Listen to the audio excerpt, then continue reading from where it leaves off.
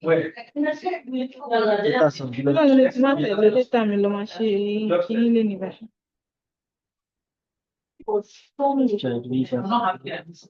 You allow this thing to go first, because you are even rushing yourself. No, just our. So what I mean is that when it's connected, our line is open connected. Just connect it.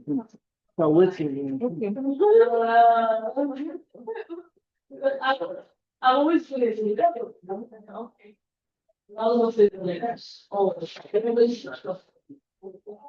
Sorry, close to them. Good afternoon, sir. Good afternoon. So I just want to confirm if the audio is okay. Can you hear us? I can hear you. Is the audio okay? Yeah, it's okay. Yeah, it's okay. It's fine. I'm set. All right. We are waiting for others to join. Good afternoon. Is there any of the panelists around? Do you have any of the panelists around? So, it's only comes down by blah blah. So, the need to See, the chair of the panel is here. Okay. Yeah, and I see all of the panelists, most of them are here. Online. Yeah. Are you also a panelist? Are you also a panelist? Yeah, and the response, the discussion is on my. You can have it. We'll do. Professor. Good afternoon. What are you doing? Good afternoon, sir. It's good to see you. How are you? Yeah, it's fine. I was hoping to see you in person. I flew down for that. Anyway, I'm a solo. Sorry, came you sorry. Sorry, you are late.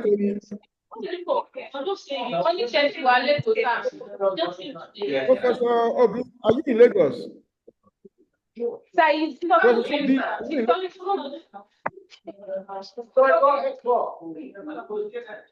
Go ahead, bro. I said, are you in Lagos? You said what? I am in Lagos. Lagos. I am, yes. Ah. Yes, came in from Abuja this week. It would have been a very big opportunity for us to meet. Yes, anyway, we'll exchange contacts. I'm sure we'll arrange. I'm in Nigeria. Okay, well done, well done. Thank you so much. Thank you.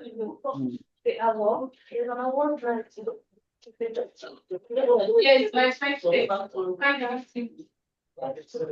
because to be what do you also feel comfortable? I'm returning to Philip. And you stay on comfort. Yes, yes. Exactly. I was really have to talk for you. I wish I would stay outside to talk. They don't do anything with you. Well, yes, don't give it for example. It's okay.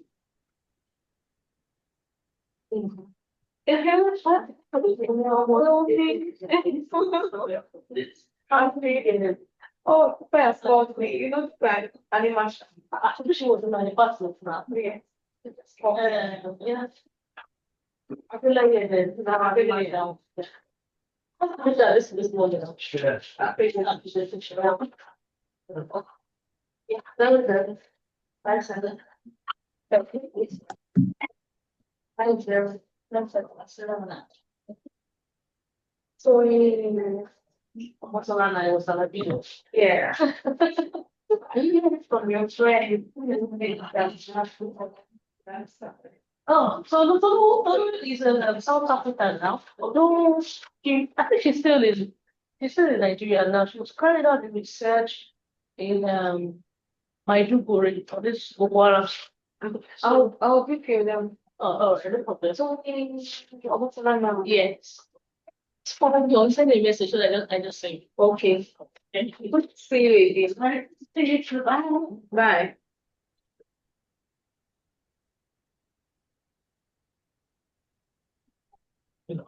There you go.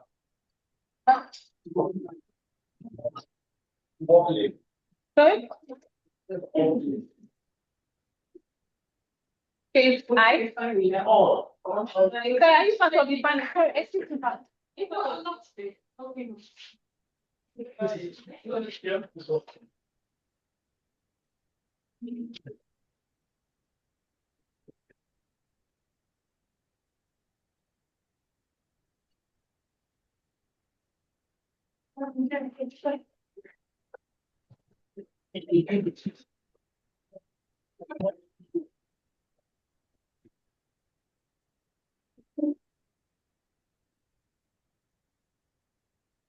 Okay, 2 minutes. We have 2 minutes to commence the panel. So, after Professor Isaac Olawale, so you can actually commence the panel, sir. Okay.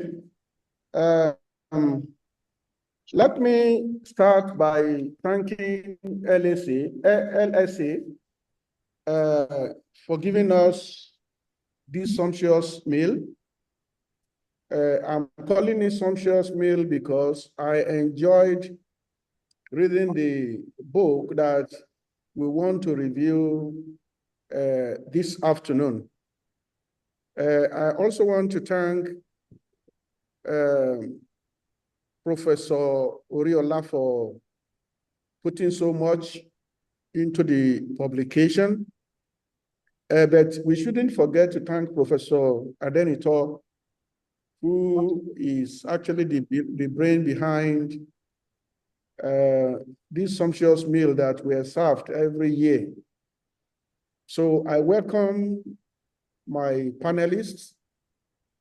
We have a total of 1.5 hours to deal with the issues before us. My suggestion is that each of us will take a maximum of 8 minutes to address our audience. So in other words, I'm taking some quality time out of my own 8 minutes with these introductory statements. So each of us will take a maximum of 8 minutes, and so that at the end of it all, we will have about half an hour for those who want to directly engage Professor Oriola on this publication. Of course, basic information about the publication has been provided. The title of the book is Terrorism, Politics, and Human Rights Advocacy. They Bring Back Our Girls Movement. It was published by Oxford University Press in the year 2024.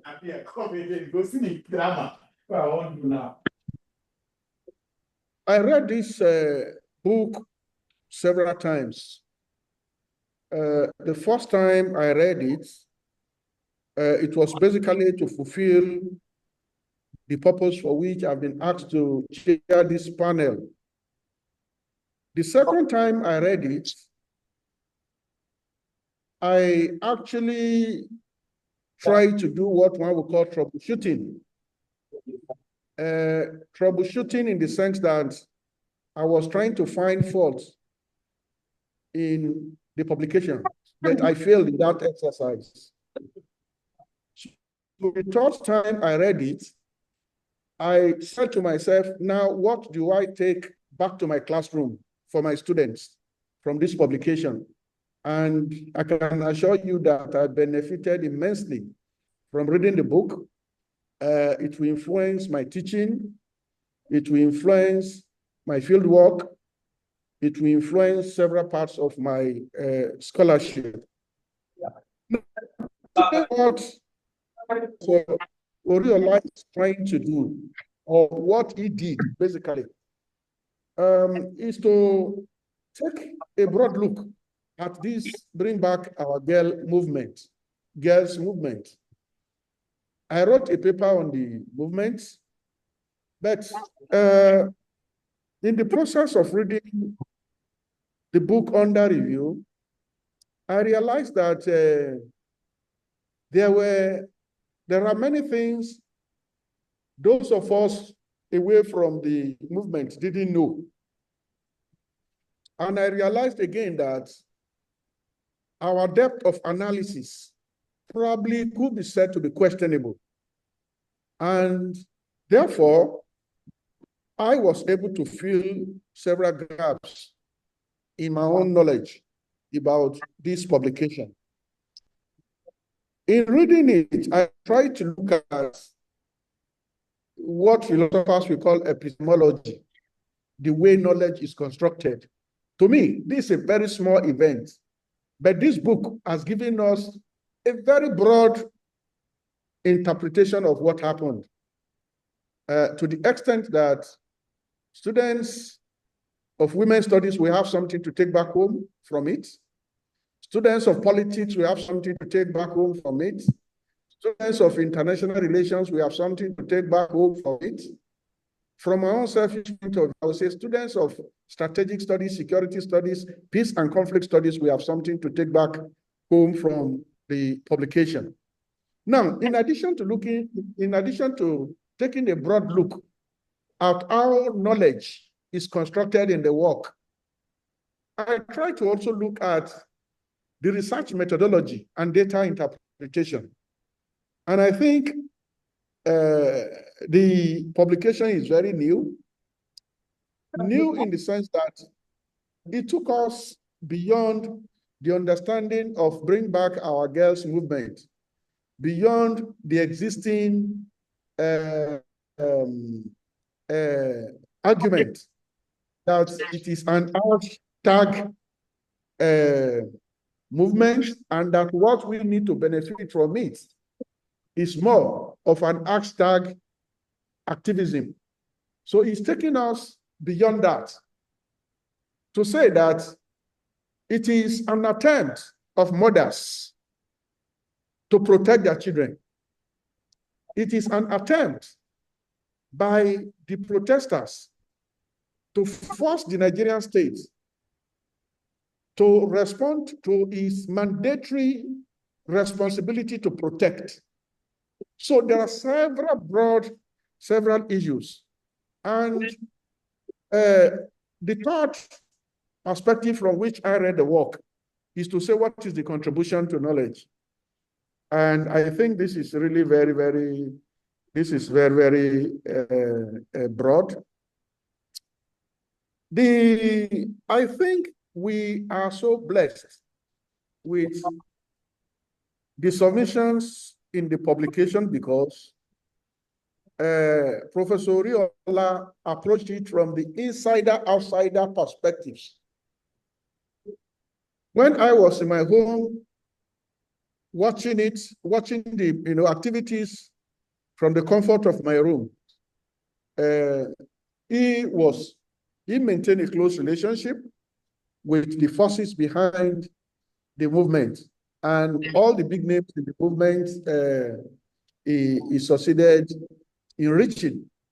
He also reached our security officials. He reached a number of parents whose children were abducted. And at the end of the day, I think we have been provided lessons that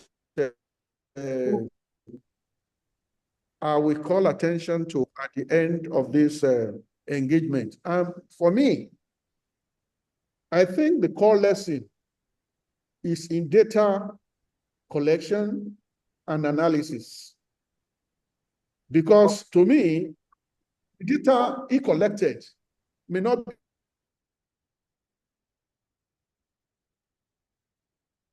into different aspects of the available information to him. Now,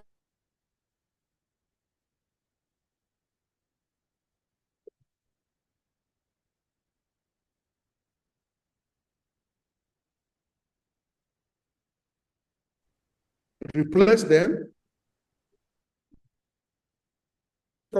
Some of the things they would like to say. So, to inviting the first speaker who is going to address us for only 8 minutes. Please, I want us to check our time because time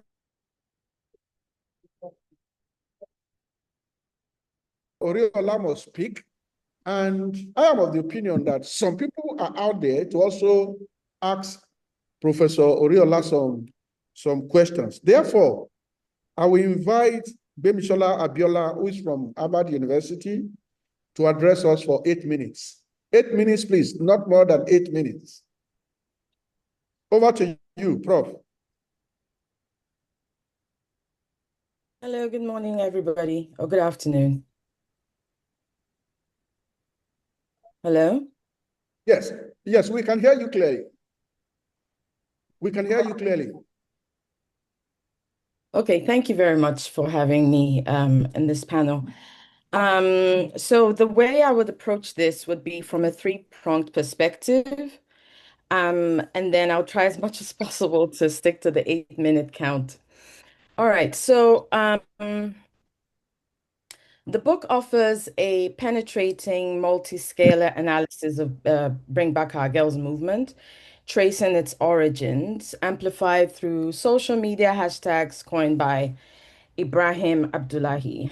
My response engages with the book's central claims through a three-pronged approach. First, I examine the genealogical underpinnings of the movement's emergence. Second, I interrogate the strategic framing choices of the movement from a maternalist human rights educational perspective, state failure, and the ways these frames simultaneously galvanized international attention while inadvertently entangling the movement in domestic politics, thereby diluting its core objectives. Third, I explore the internal contradictions within the movement, its elite fragmentation, oligarchization, and the divisions over political neutrality, and how these issues illuminate broader challenges of sustaining democratic accountability, feminist praxis, and coherence in social movements operating in weak institutional contexts. On the first prong, the author offers a detailed account of the evolution of the Bring Back Our Girls movement. So I'll use BBOG so that I don't have to spend too much time. From its initial outrage over the abduction of the Chibok girls to the transformation into a symbolic platform for rights advocacy. The work is a product of a multiplicity of actors, motivations, and infrastructures that render outrage visible, actionable, and narratively legible. The early phases of BBOG were not just animated by moral response, they were also inflected by elite access to media, technological language, proximity to power, and fluency in donor-friendly discourses.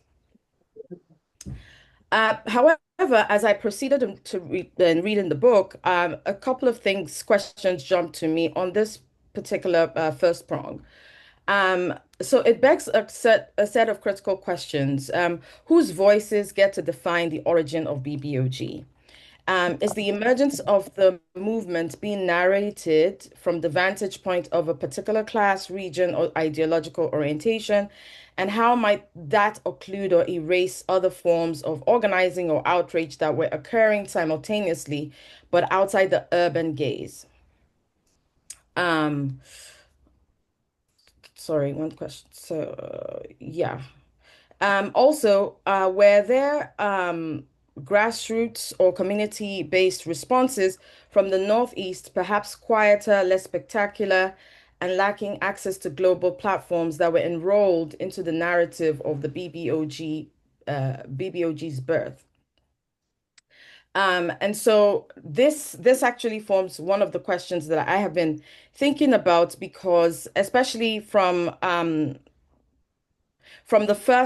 basically the first question, I'm wondering if the motivation for choosing the interlocutors that were interviewed is because the author relies more on access than maybe, the availability of other members of the movement. And I say this because I note the work of people like Aisha Oyibode, also noted by the author, who wrote a work titled "The Daughters of of Chibok" that situates the origins somewhat differently. Another question is, what efforts were made to speak with marginalized groups, dissenting or disillusioned members of the movement, those whose experiences may challenge the official narrative of unity, purpose, and efficacy? On the second prong, hello? We can Yes, hear we you, can ma'am. hear, Hello? we can hear you. Okay, good. I heard some interference. On the second prong, the author argues that BBOG movement developed a multifaceted framing strategy, which is diagnostic, prognostic, and motivational, that aimed to render the Chibok kidnappings intelligible and morally urgent. The movement, according to the author, evolved from a singular rescue demand to a broader human rights advocacy platform. The framing choices included the maternalist appeal, the use of, something is getting in the way. We can hear you, ma'am. We I can can, hear you clearly. okay. We can hear you All clearly. right. So, right. Right. So the framing choices included the maternalist appeals, the use of political aesthetics such as color, and the universalist human rights discourse, all of which intended to galvanize both national and international support. However, while the author acknowledges the sophistication of these frames, they also argue that the internationalization of BBOG's framing alienated some domestic political actors. And also, of course, as is to be expected, this raises a few critical questions. Um, why did the movement's master frames resonate more profoundly with international audiences than the local populations most directly?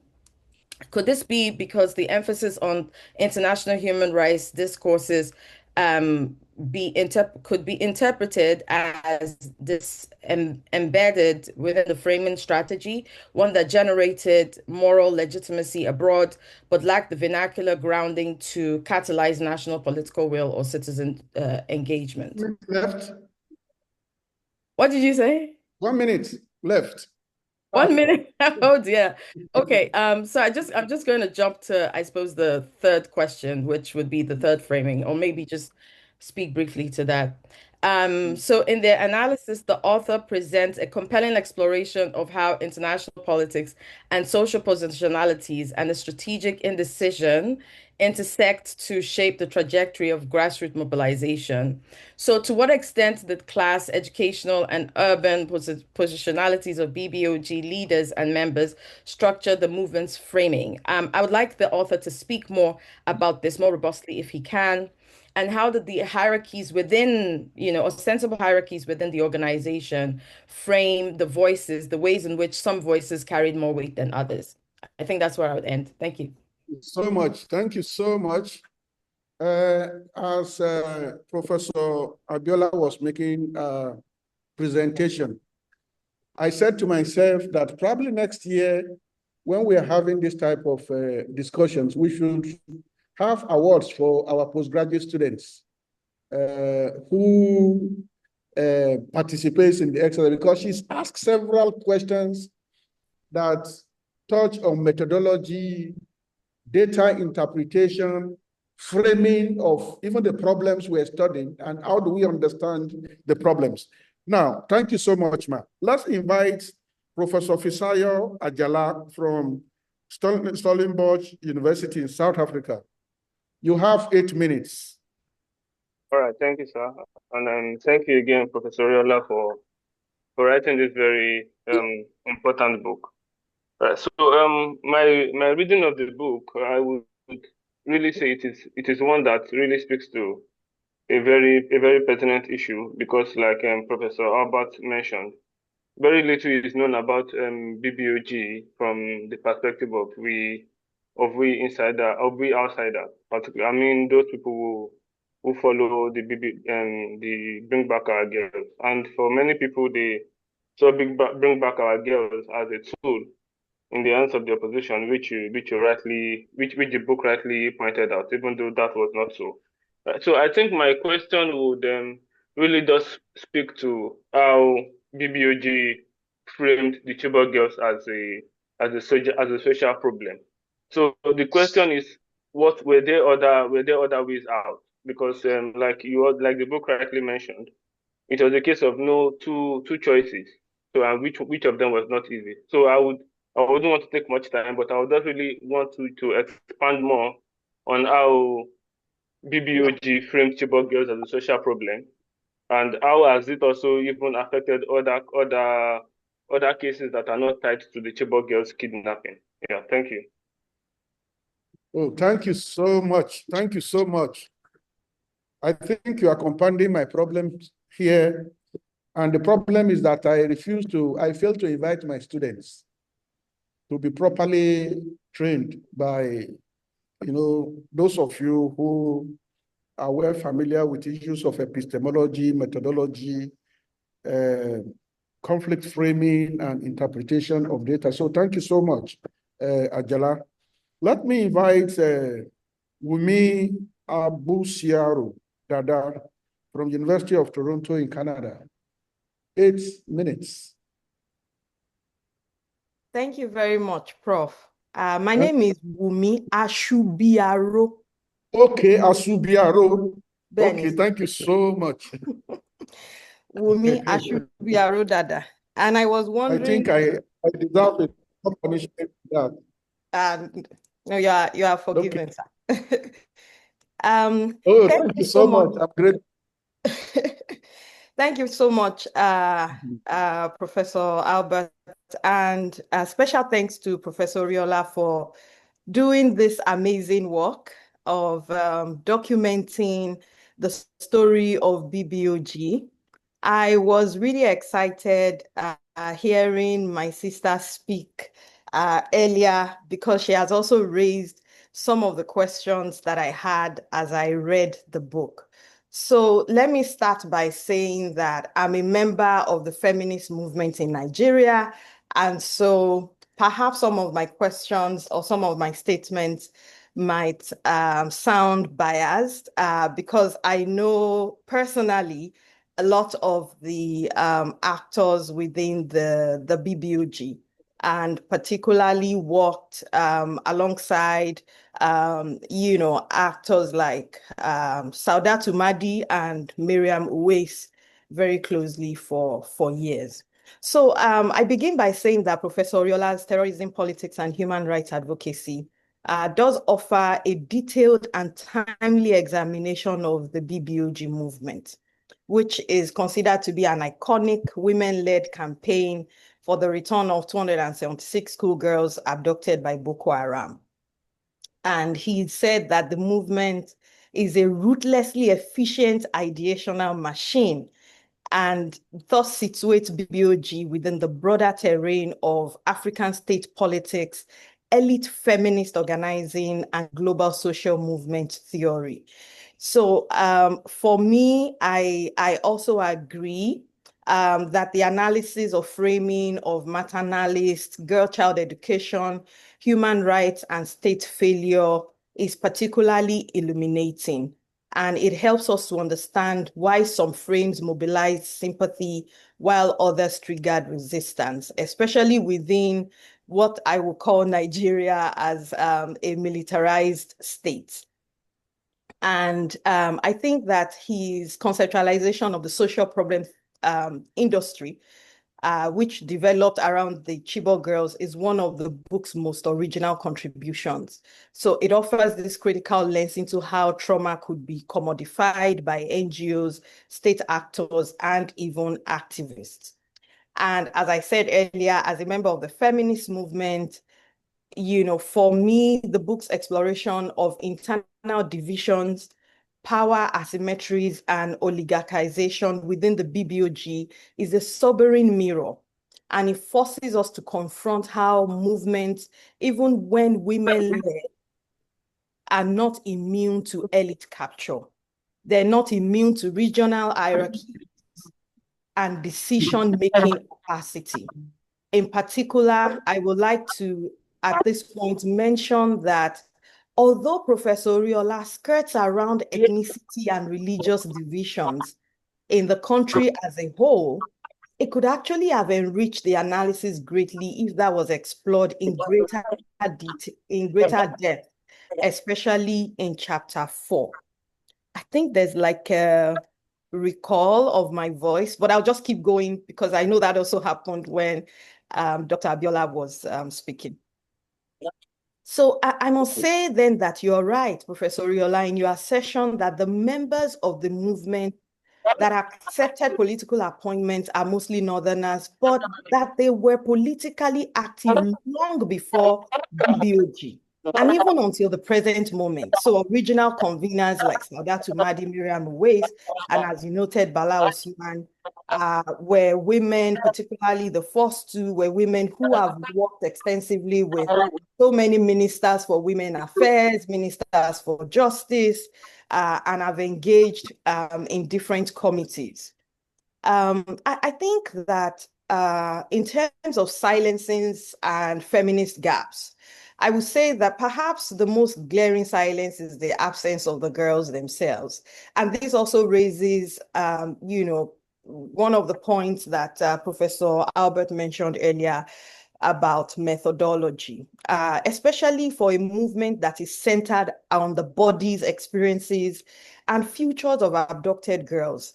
Their virtual invisibility here is a bit jarring, and it prompts the question of what it means to study a movement for the girls without the girls.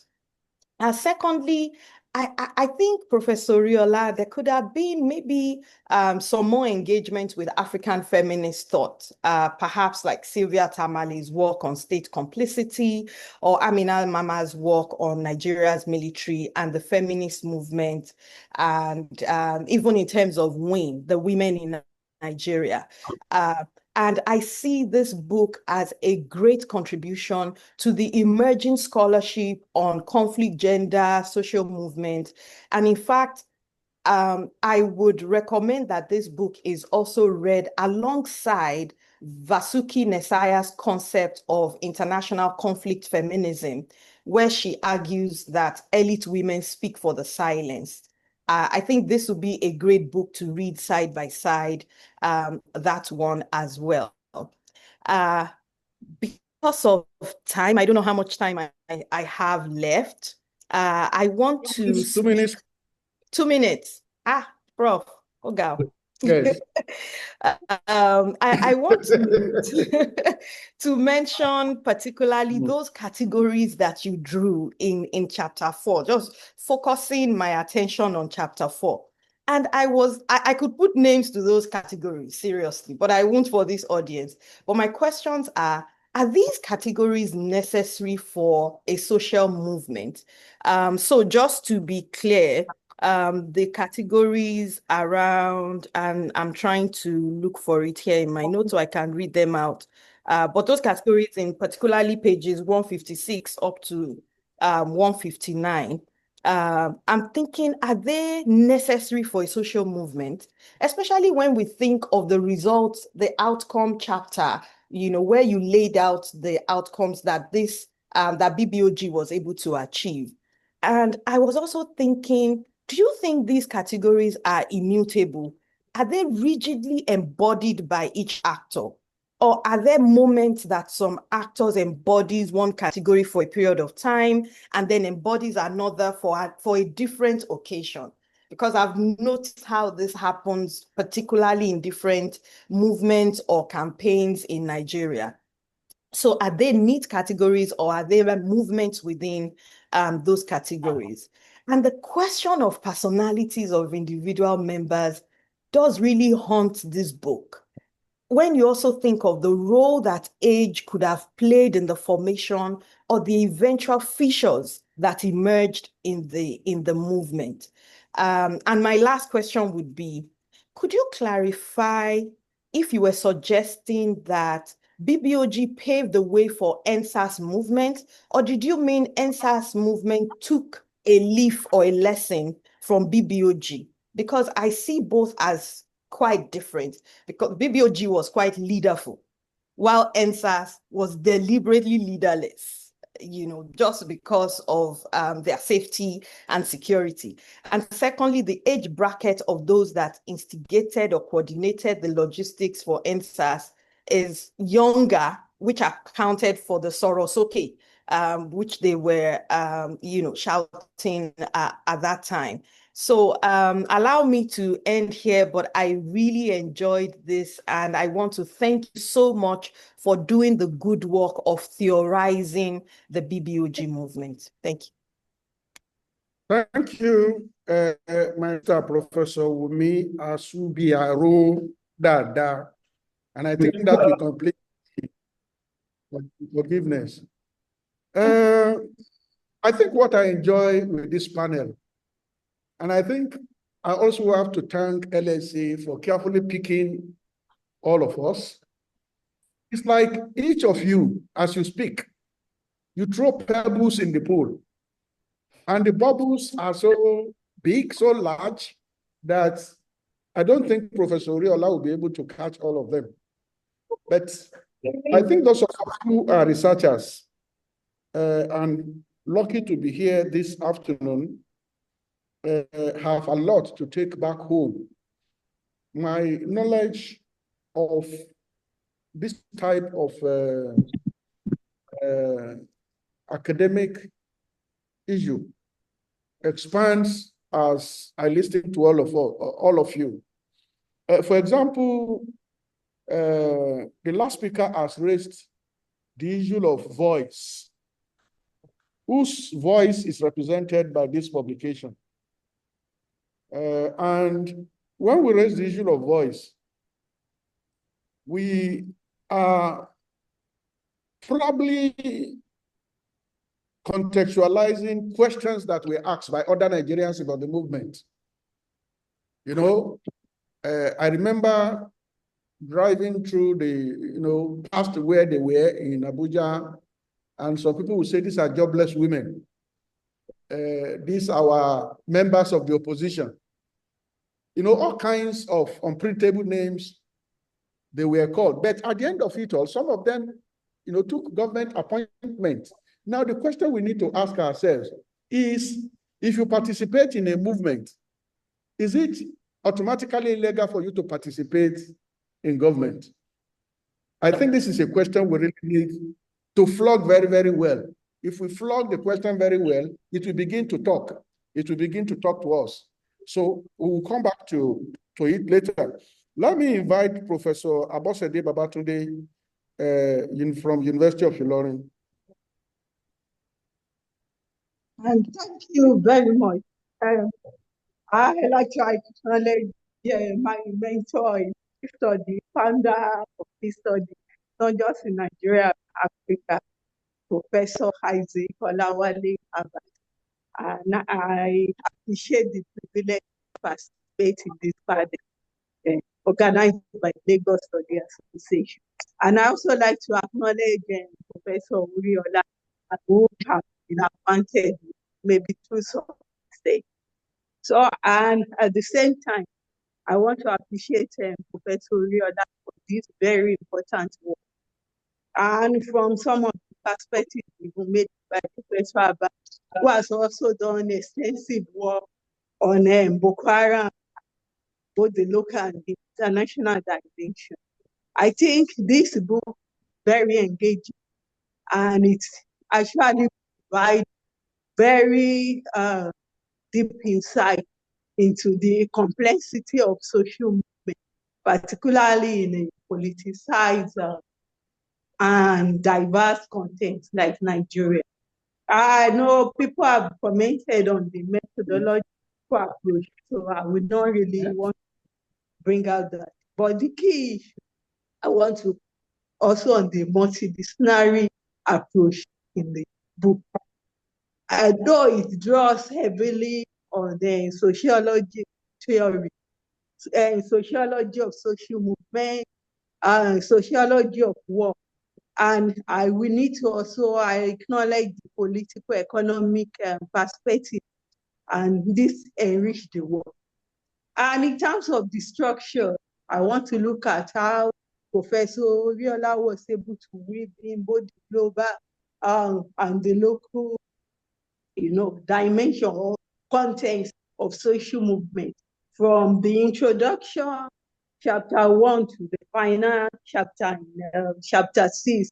And as I said, the complexity of the issue in terms of complexity of Boko Haram terrorism, and at the same time, the complexity of the context in which the social movement for human rights advocates operate. And in that context, I also want to commend him for the perspective on the nature of the political system. Though this social movement took place within a democratic setting, but then it brings our issue of region from the Jonathan administration, where how all the actions in action of the political leaders, actors and so on, also influence the social movement by the Bring Back Our Girl movement. And then the profiling of the actors within this social movement, in terms of their education, in terms of career, in terms of political maybe position, and then the diversity, identity diversity, the ethno-religious dimension. And it was able to bring out all this in the course of the chapters there. And then how this also influenced the capacity of this social movement. But while doing it, one particular aspect that I found fascinating, issue of the framing of the agitation of the campaign, which the other presenter, Professor also highlighted, from that of mother, the girl child, education, moving to the state failure of human rights, and how this last two on state failure and human rights is used as a tactical strategy to call international attention in a kind of way to shame the Nigeria government into taking action. But then this argument it also raised questions which I'll bring up. Then I also consider framing in terms of the maybe tactical strategy from diagnosis, prognosis, motivation, was able to bring out all this, and then how this framing and the complexity of the political environment impact on the capacity of something to make maybe something. And at the same time, I was able to bring out I consider the aspect of positionality. Positionality in terms of how this social actor are positioned. Even like the main convener, when Dr. who had actually in a political, been a major political minister, and 2 times minister and so.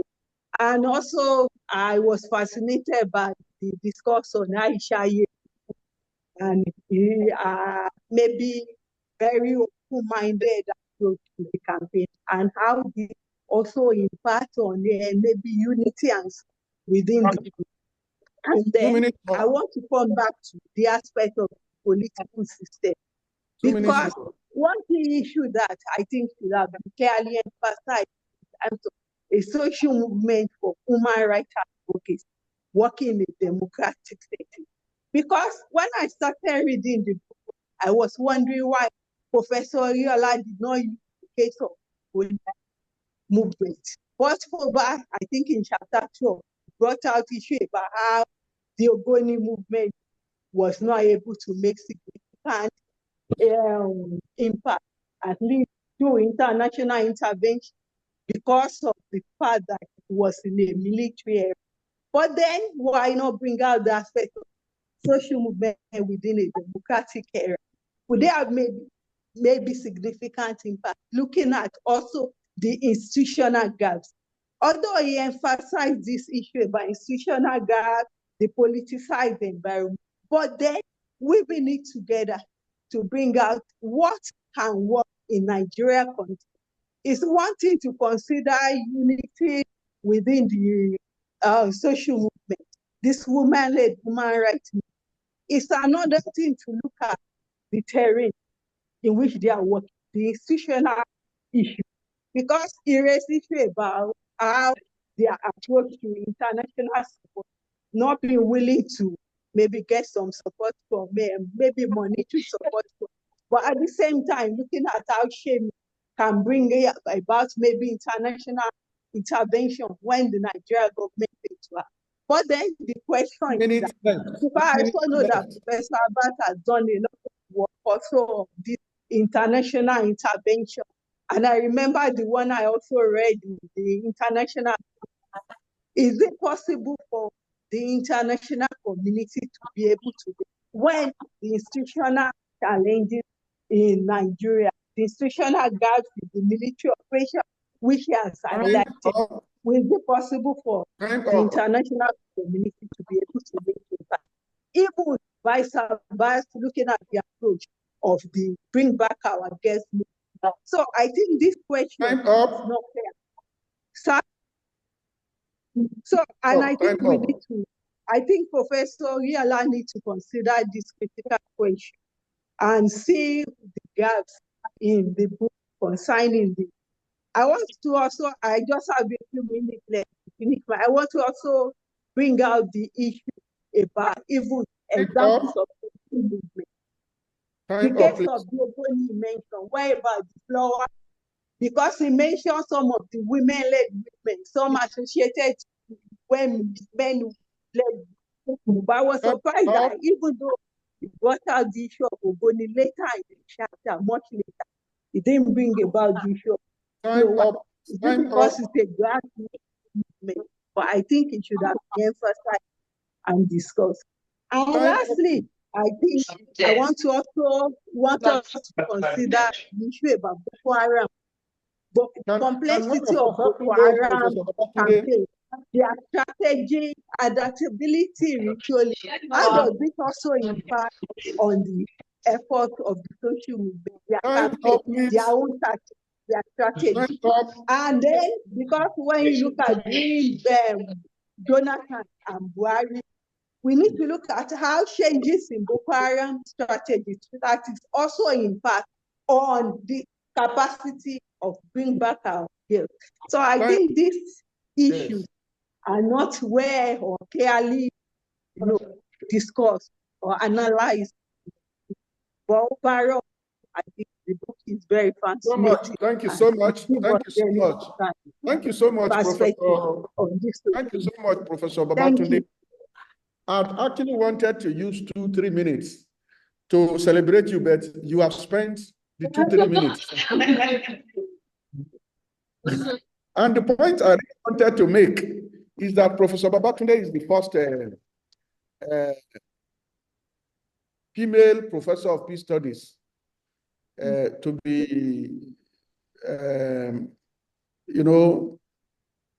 to be produced by the University of Ilorin. Unfortunately, she did not give me time to celebrate her. Well, we thank God that at least we'll be able to stop you. Now, she raised a key issue. I mean, she raised several issues. But I think one of them, which we really need to underscore in this kind of engagement, is this issue of international participation in social movement in Africa. I think before this movement, or from the little that I've read so far about the Bring Back Our Guests movement,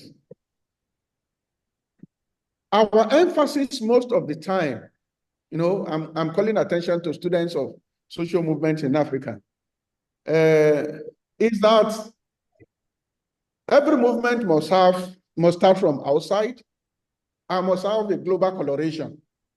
But I think this movement, from the little we have read from the work of Professor Oriola, is truly indigenous. Truly indigenous. It was produced from below and within Nigeria, but supported globally. And I think in that context, there is something for us to learn from the movement. And the lesson is that from within Africa or from within Nigeria, we can actually start something new. We can create our own human rights projects that other members of the international community will key into, as they keyed into the Bring Back Our Girls movement. To me, I think I want to salute those behind the movement. And I want to also thank Professor Oriola for actually bringing out that important element of the movement.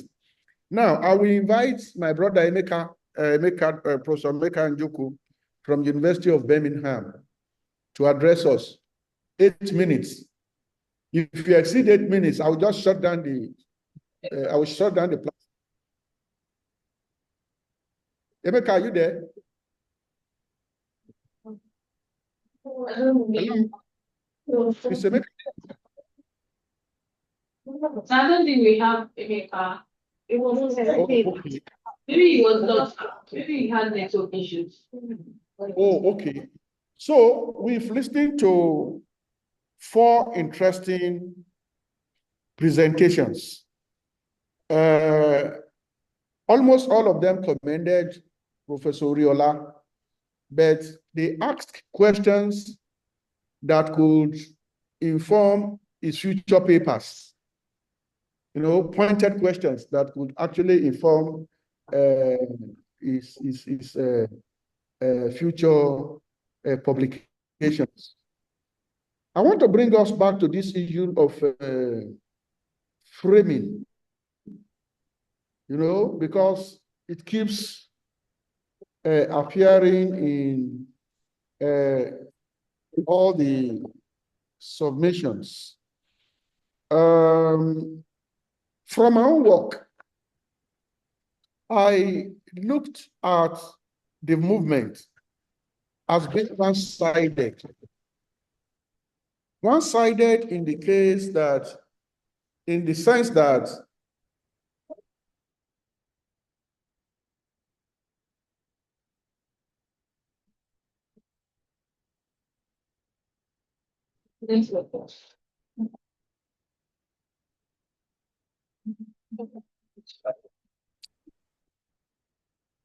Hello, sir. Can you hear us?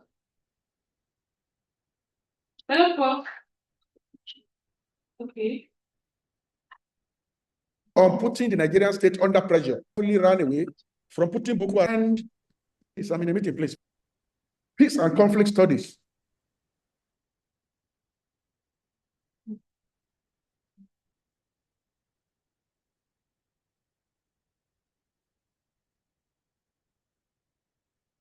Excellent.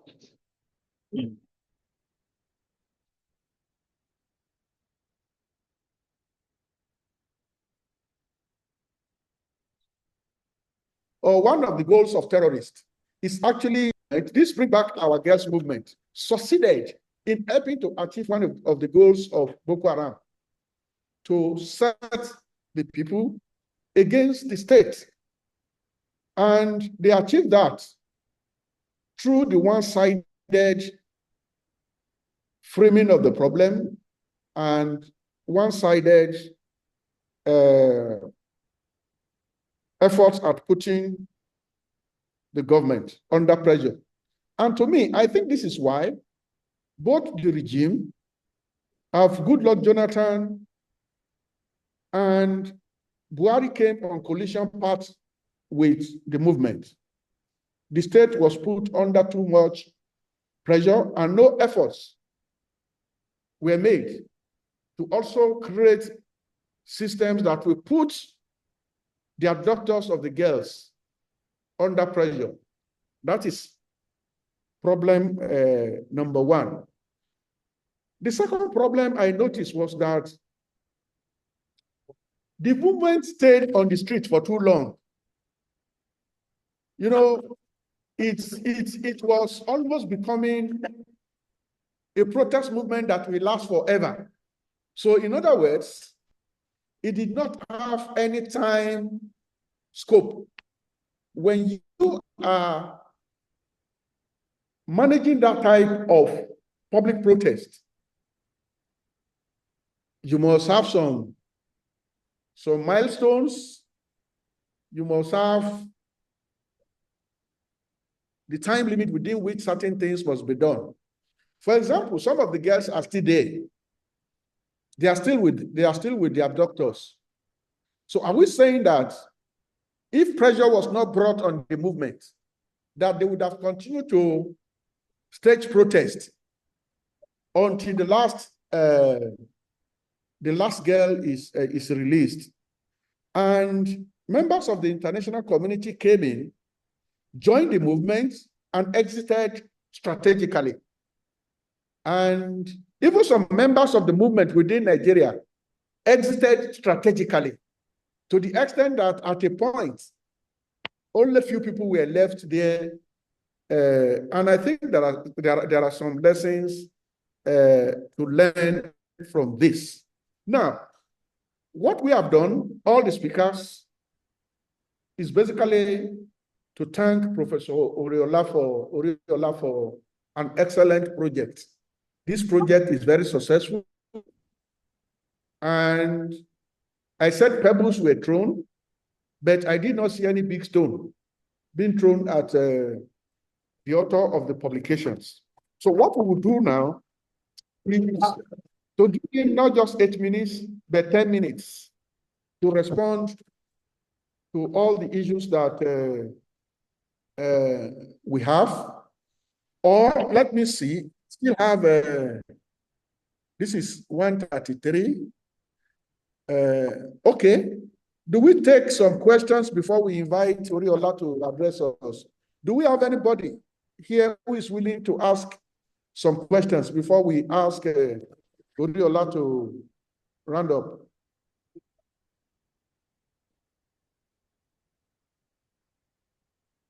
Questions? Yes. We have someone in the room.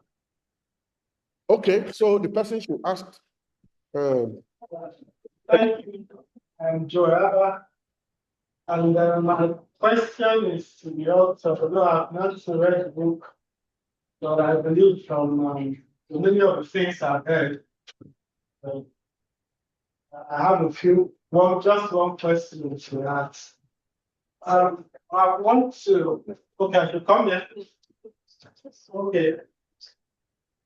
Here, okay, okay, close to this place. Yeah, no, just. All right. Okay, my question is this. How were you able to map out your stakeholders? Because I know that this is a voluminous book and then it took you a lot of time. How, especially that this is strategically about Nigeria and you're not based in this country as it is. So how were you able to map out your stakeholders to get your respondents and then to put up this quality production? Thank you. Thank you very much. I'll try to be very quick. So this, you may recall that Chibok kidnapping happened on the 14th of April, 2014. So obviously we all very shocked about what happened. We were following where else we were. And from that moment, I had that interest in the PDP. I have been looking at Boko Haram as a phenomenon, which of course had reached a fairly significant level in 2009, 2010 in particular. But when that kidnapping happened, I actually changed my research plans. My initial plan was to write a book on Boko Haram. And then I switched to write a book on the PDOG. But of course, there's no talking about the PDOG without talking about Boko Haram, because one would not have existed without the other. But in terms of mapping out stakeholders, it helped that I had lived in Abuja. I remember the epicenter of the protests, Abuja and Lagos, I believe it now, and then globally. So that played a role there.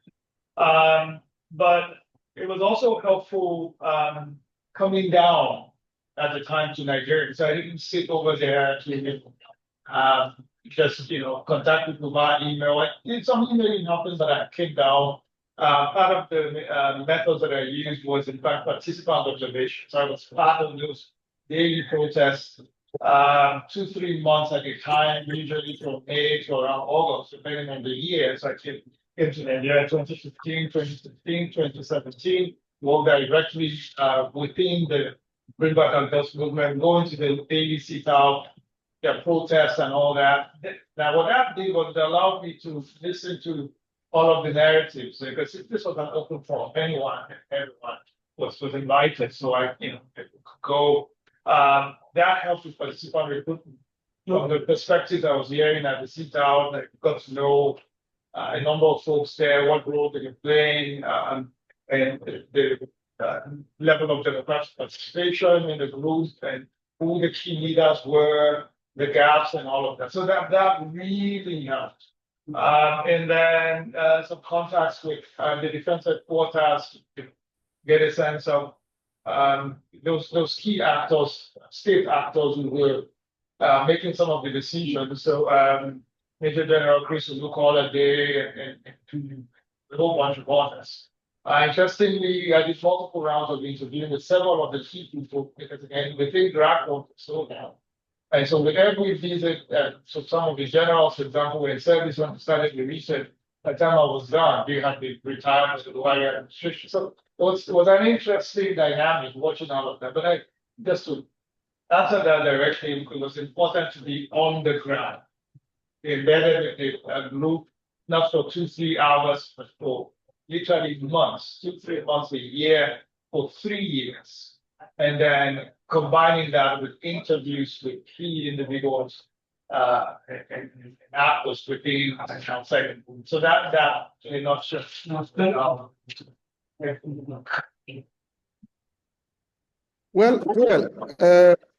I appreciate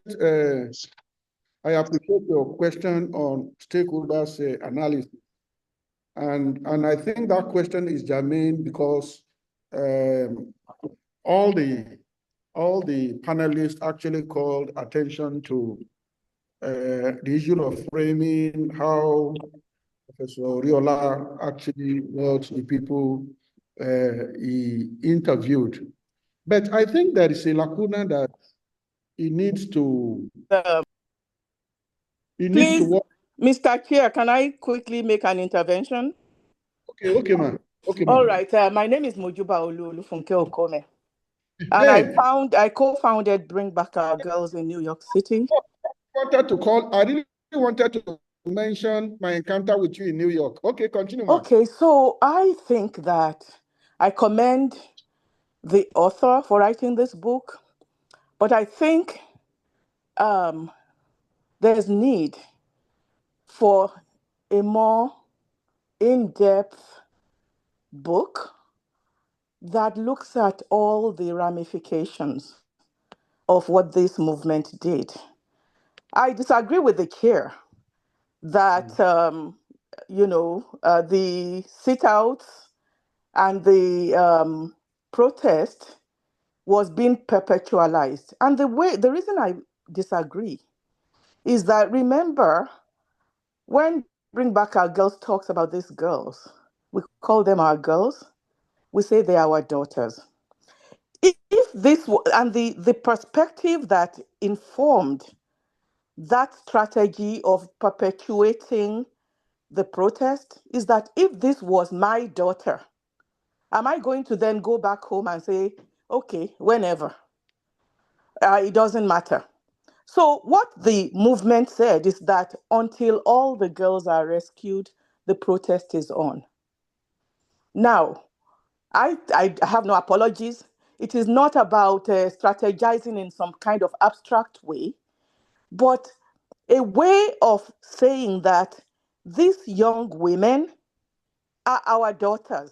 It is a disgrace for there to be a state, as institutions of governance. And bandits can just randomly go and capture girls and do whatever they want. So people can sit and pontificate. I actually have no apologies about the strategy because whether people even realize it or not, there are still protests going on.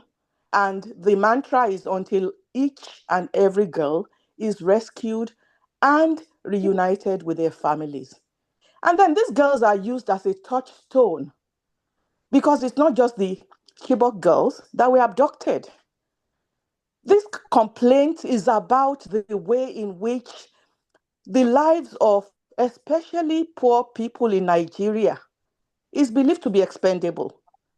So it's not about like abstract strategy, it's about calling our nation to order and saying that this should not be acceptable for all of us. But then, if it is acceptable to most Nigerians, it is not acceptable for Bring Back Our Girls. I want that to be clear. Also, there are so many aspects to the movement that probably didn't show up in the book. I confess I didn't read it. There were interventions with government. We met with Buhari. People met with Jonathan.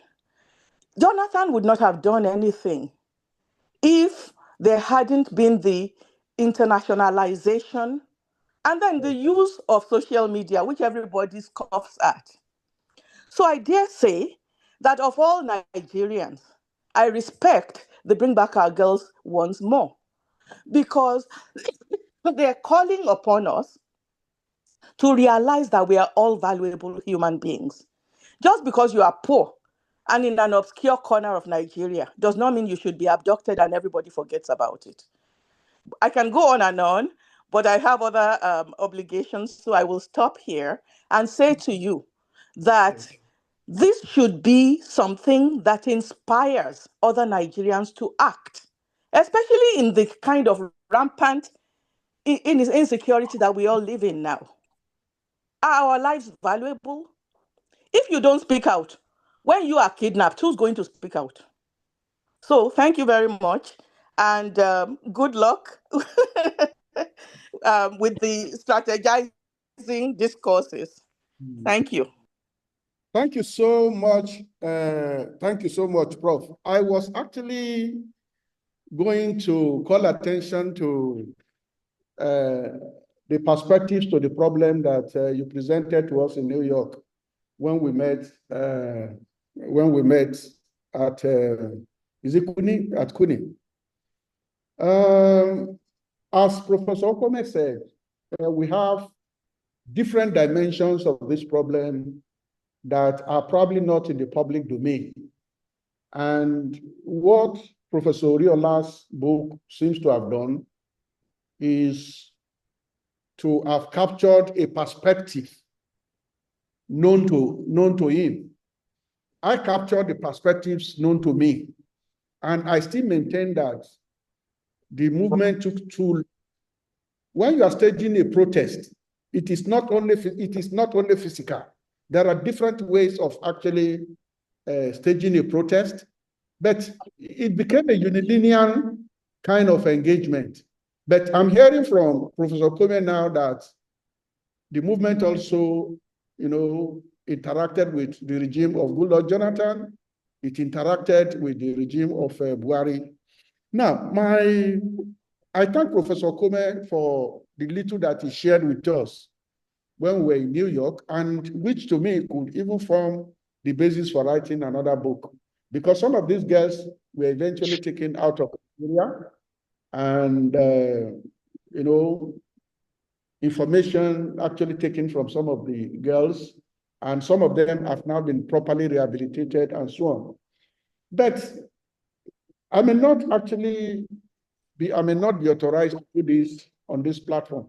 I met with those who secured the release of those girls. I met them in Maduguri, and my understanding of it was that it was then that it will be difficult to rescue more girls.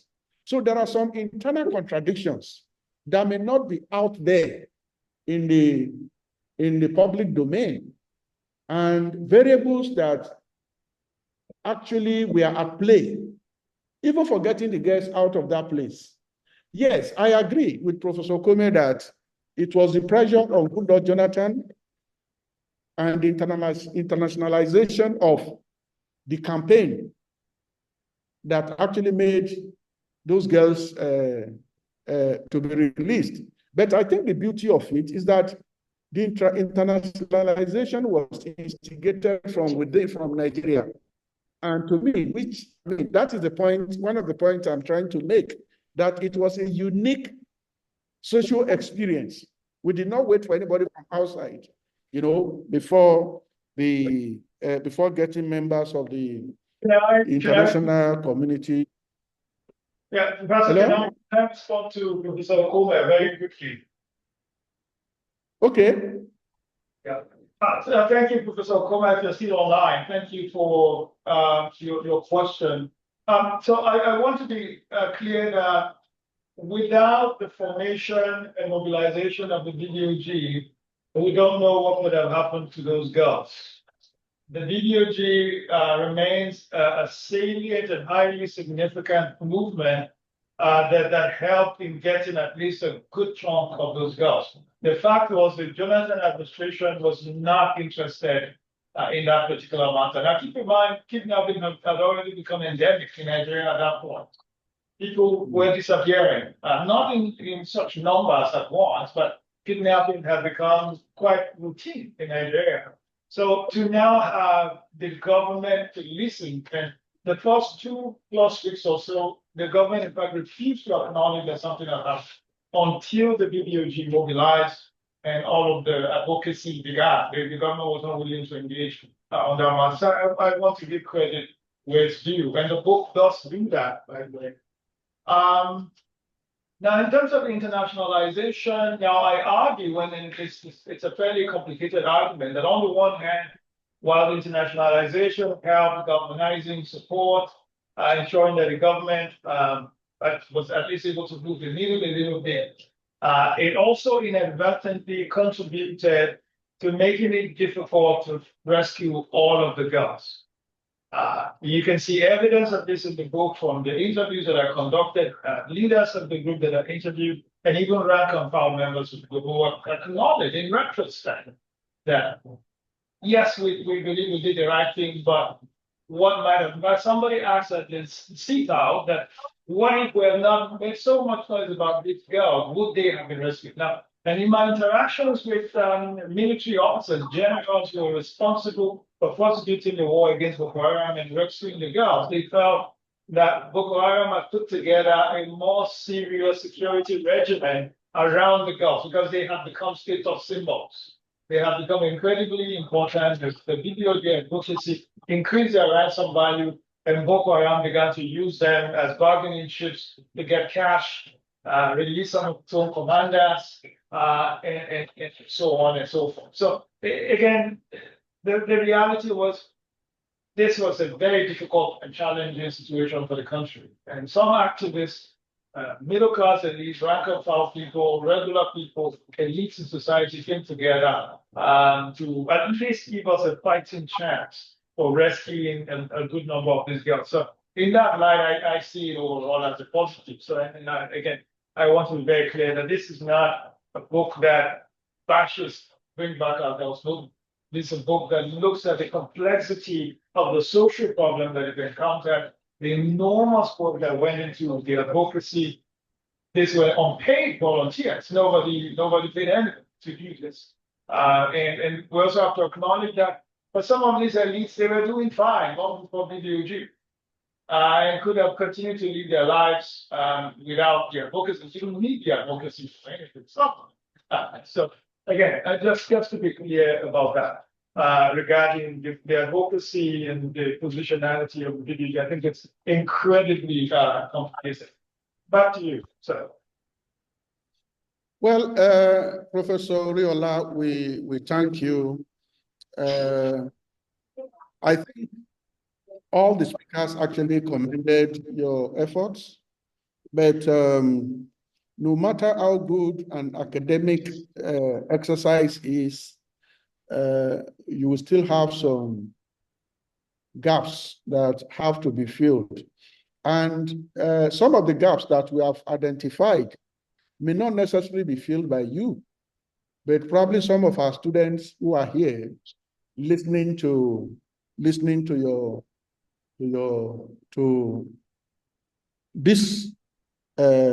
the submissions of the panelists. Now we still have like 20 minutes to the end of this panel. I don't know if any member of the panel, would want to take 1 or 2 minutes to have a closing submission before we invite Oriola again. Prof, that was not my response to the panel. That was my response to Professor Kume. I am not responding. Now, you should respond now.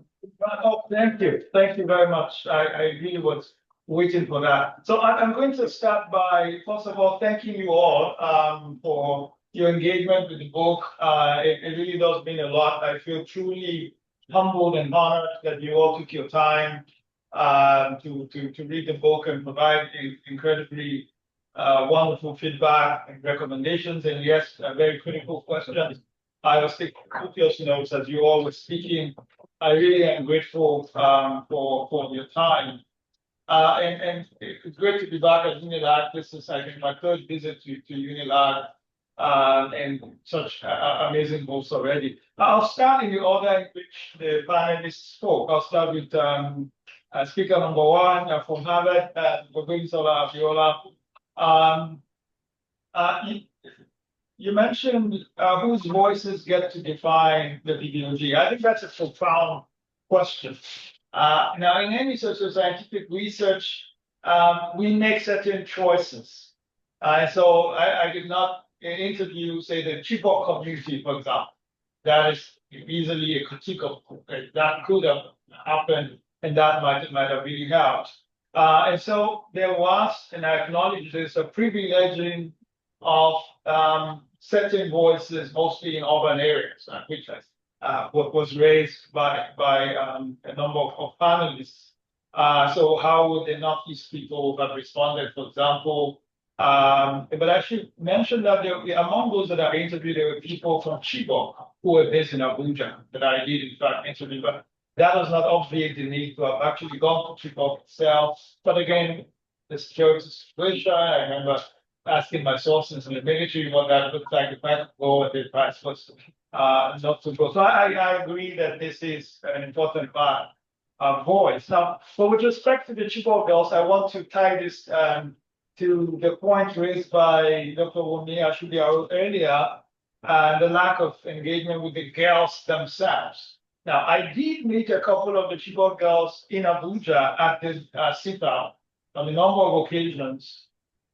The physical state and what seemed to me subjectively to have been their psychological state, I did not feel any moral suasion to interview them. I felt like they looked exhausted, they looked emaciated, they were willing, interestingly. One of the uncles introduced them. I could have interviewed them. They agreed to speak with me, but I made the decision, the ethical decision in that moment not to interview them.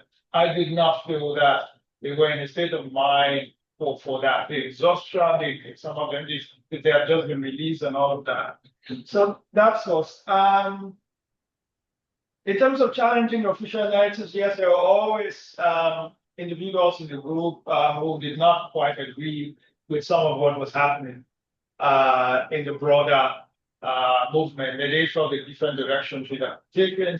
As I argue in the book, the leadership of the group, as represented by Dr. Obi Ezekwesili, made a decision to essentially choose ideological puritanism, that this was an advocacy group. They wanted to have as little as possible to do to the government because they were afraid of cooptation. And that was where they stood. And when you look at the narrative at some point when they were saying they were being sponsored by foreign agents and so forth, it helped that the BBUG had collected no dime, to my knowledge, from any international donors, even though there were opportunities for the organizations asking what they would do to help. And why did the framing resonate mostly in the international arena? Again, it's extremely complicated. Keep in mind some of the earlier mobilization of BBUG took place on social media. We're talking 2014, 2015, how many Nigerians had access to the internet stuff. I did a survey of the group, and these are very well educated people, mostly with bachelor's degrees. I think as people who are educated ourselves, we often take that for granted, but that's not everyone in science. It's not everybody. At least I've got some access to these resources. And so invariably, what happened there was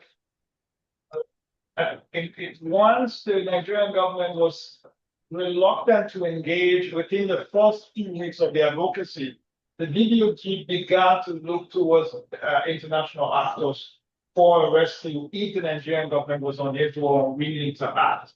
I think that they had good reasons to do that. It was not a decision made lightly, but ultimately I argue in the book that speaking above the heads of local actors working with the Nigerian state was a strategic blunder. It's understandable, but in the grand scheme of things, in terms of outcomes, because at the initial stage, the defense headquarters was in fact providing updates, meeting face to face with DDOG leaders to let them know what they were doing to rescue the girls. But all of that was shut down once the state failure master plan gained momentum in the international arena. Because keep in mind, they were going on BBC, Oriola, CNN, a lot of DDOG leaders were engaging at that level.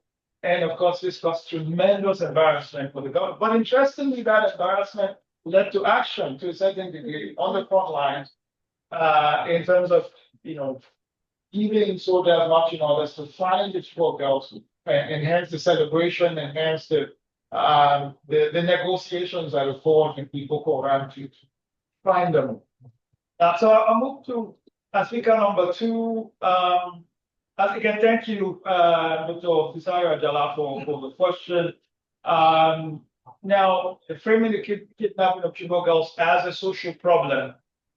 So this was a real accomplishment that the DDU did in a society where kidnapping was already done. People's parents of ministers were being taken at that point in time. So when you look at where the kidnapping happened, the northeast corridor of the country, and the country could have easily moved on, but for the DDUG. So one of the key contributions of the DDUG was to essentially compel the society and the international community to view this as a social problem in a sociological sense, not just a condition affecting people somewhere, but as real life human beings deserving of deploying the apparatus of the state for their rescue. All the way from the UOT, Dr. Ashuga, thank you for your questions. Several of them, I'd like to take a couple. You talked about the categorization of the BDOG membership. Now, that comes from my participant observation at the sit-out. There were some who were totally disenchanted.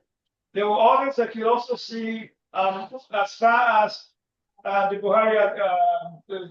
Buhari, the presidential candidate who won the election, they felt that should have been it for the BDOG. These were emergency activists who for them, it felt like it was a vehicle for power change. There was that dynamic in the group. That was not the majority of the members. That was a relatively small proportion, but it was there. These were people who openly wore APC memorabilia to the protest, indicating that this was their candidate and all of that.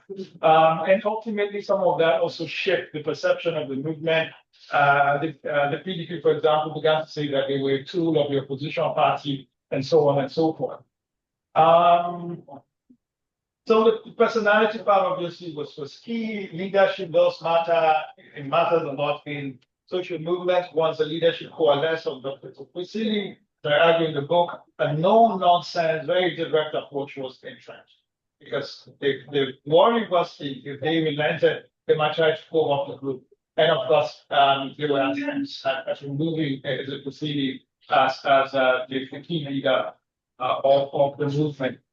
And you're right, I did not interview Saudatu Madi, I did not interview Maya Buwais. At that point, they were no longer directly engaged in the movement. Because what happened with the totemic elites was they were no longer directly involved, but you would see them sometimes in the media talking about the group. But on the ground, some of them were no longer. I'm not saying that was the case with Saudatu Madi and Maya Buwais, but at that point in time, during my folklore, they were no longer there. And there are things I'm not at liberty to share with respect to why some of these elites stopped going to the daily protests at that point in time. You're absolutely right about religious divisions. I think that is key. It's an area that I did not fully explore. The North Side divide, for example, ethno-religious tensions within the movement, and although those are real things, but I did not explore those angles. And yes, and I take this as friendly fire in the lack of engagement with African feminist thought. I think that this is a thing we've been trained somewhere else. We're nearly 2 decades out. That shapes what kind of literature you're most familiar with, even though you try to, bring in all of the literatures that you can, but there will be gaps. So that is absolutely well taken. I make note of that. And I welcome you to kindly share with me whatever resources you have in that area. I'm currently supervising a Nigerian student who's working on that dissertation, and there were names that, you have write-ups that I was seeing for the first time again, where you train matters, which she studied here, and that I think impacted that. So please do send resources my way on African feminist thought, because there are certain claims she makes, and I go, how come I never heard of this until now? Or do you have extra sources for this? Because these are important ways in terms of how people view the world, ideational engagement, and so forth. So I'll move on here before I leave your comments, Umi. The NSAS, so my point about NSAS and different of TUG was more in terms of providing inspiration. It wasn't that one led to the other. So you're spot on about that. It is to simply say that the BBOG created this atmosphere where protests began to flower. In fact, in the course of my embeddedness with the BBOG, there were other people who would come in, take some other parts of at Maitama, by the way, near Transcorp Beauty. Forgotten there's a park there where all of the Nigerian states are noted, and there's a water fountain. And Unity fountain. Thank you very much. And you will see other protesters, somebody or a group, because their salaries are only paid, they come with placards, and so the BBOG really made protests and to fly in a way. But they also went to court, and that forced the police to stop harassing them, at least for a period of time. So we were really indebted to the BBOG for a lot of what they did. And I would also add to that, to the significance of BBOG, that seismic change in Nigeria's political system, the electoral defeat of an incumbent president.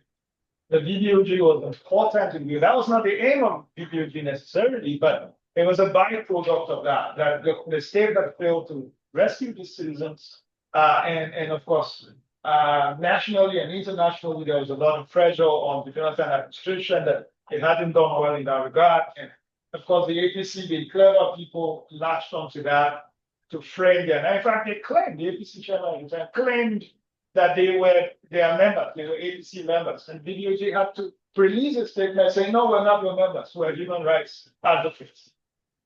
So moving on to Professor Advocacy about today. Congratulations on being the first prof of peace studies at the female prof of peace studies at the University of Illinois. That's a huge milestone. So the state radio master training, as I mentioned earlier, I think was a defining aspect of the training, especially after the first 6 months of the movement. And folks like Adiza Bala Usman, who was cited in the book, speak of how all of that international support did not materialize to the rest of actual human beings, that support would be meaningless for them. That the girls needed to come back for them to know that you were being supported out.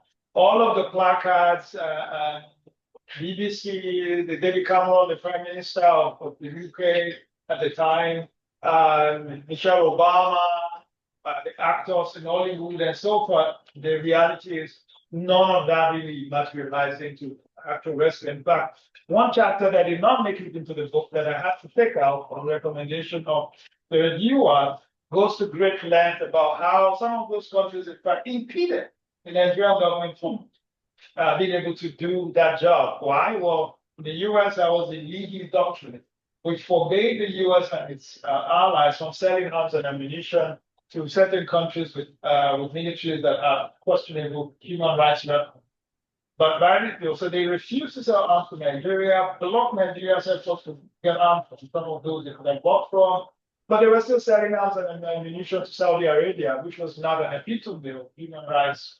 observance. So there's a lot there in terms of the positionality of the international community, but ultimately the reviewers, the editor, and I thought, okay, let's take this out of the manuscript. So that aspect didn't make it. You mentioned the Ogoni movement, and I agree with you. That particular movement, I think, perhaps more than any movement in recent history, shows the disjuncture between opportunities in the international arena and the national political context. And that at the end of the day, when those two come into conflict, usually the national political context wins.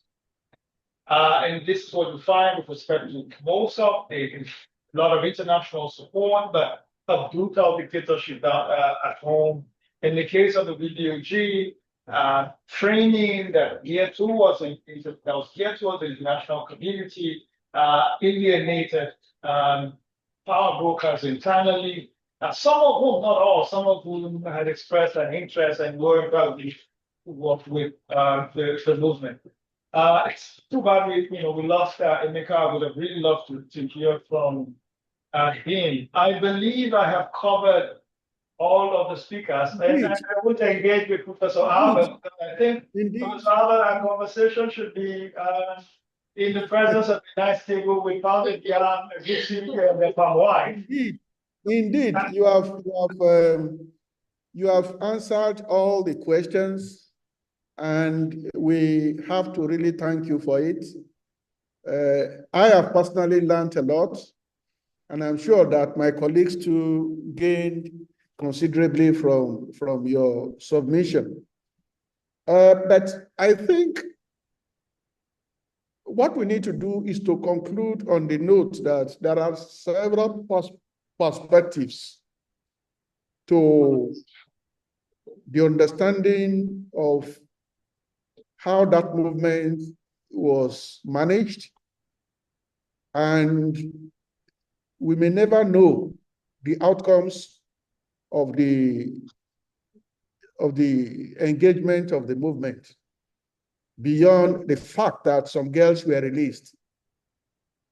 But we have some backlashes that probably you may not see in the public domain. Yes, some girls were released, but it became difficult for the other girls to be released. Yes, some girls were released at a cost that contributed to the escalation of Boko Haram crisis. Yes, some girls were released, but we have more than we have in the public domain. But I think one key point we have succeeded in making is that, I don't want to say for the first time, but probably we should use for the first time. Nigerian women were able to organize this movement in a way that attracted the support of some men and that attracted the attention of the international community. But as Professor Oriola said, the role of the international community and what the international community made out of that engagement may not be known to us. May not be known to us. Because, yes, they supported because they had to support, but the aftermath shows that there was no serious altruism in some of the engagements because Nigeria suffered for it. Nigeria suffered for it. So I think we should conclude here on the note that Professor Oriola has produced an excellent book.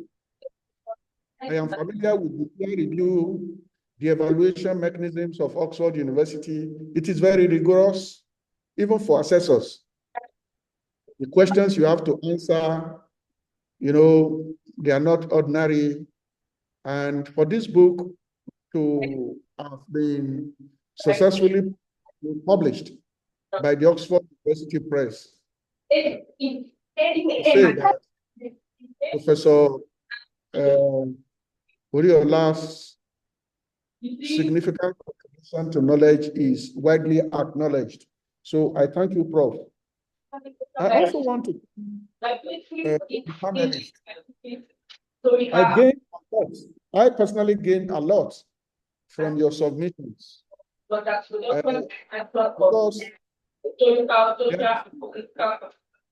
there is this Yoruba adage which says that if you have never visited other people's farms, you think that of your father is the biggest. But the different perspectives from which members of this panel approach the issues, I think it's so enriching that for me, I've benefited as a teacher, I've benefited as a researcher, I've benefited as a supervisor of doctoral students. So I really want to thank all of you for the significant contributions to knowledge that you have made by your different positions. Professor Kome is not on our panel, but I really wanted to call attention to her silent contributions to some of these issues that we are. She worked with a number of Nigerians to do many things that are probably not in the public domain. And, there is this argument I usually have in Abuja with our leaders to say, yes, in 1999, Nigeria transited to civil rule.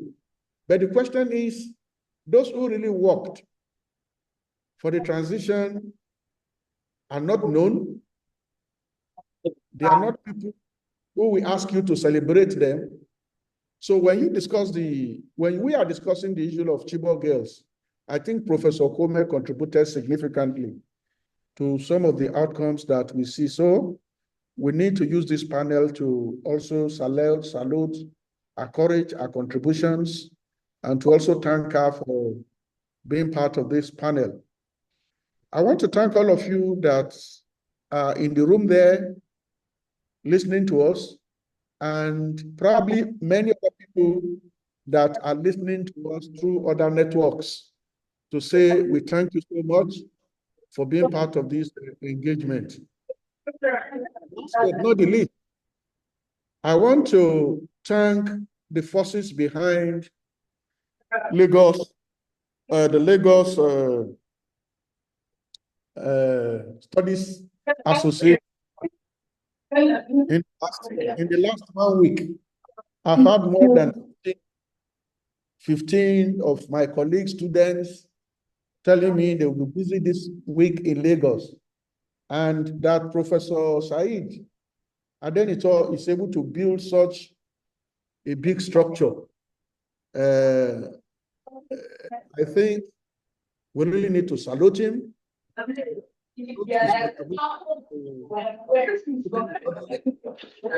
his contributions to Nigerian studies, and salute his contributions to the building the future generation of African scholars. So, on this note, I wish to sign out to say that we have actually done what we were programmed to do, listening to all the panelists except one, and the response of Professor Oriola, to me, I think it's another contribution to knowledge. So I thank all of us for being part of this panel. On this note, I sign out. Thank you so much, everybody. Thank you so much. Thank you. Thank you so much. Thank you. Thank you so much.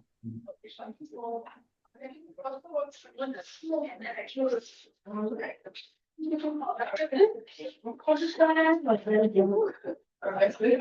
Thank you very much.